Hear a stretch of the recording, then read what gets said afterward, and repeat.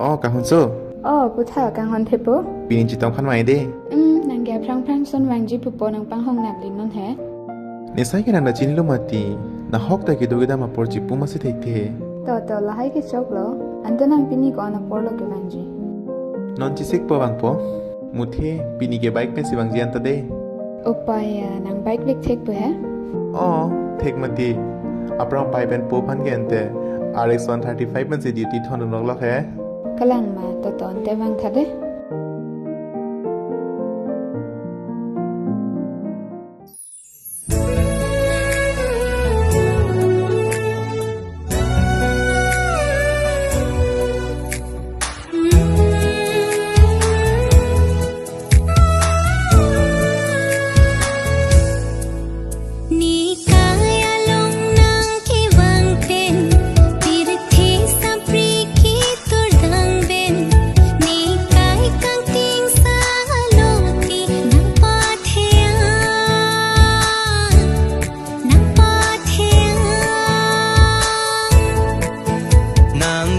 Chinki menaya son ben pang bardam un e madu pen apun pen acha ke choklim ne kaya phan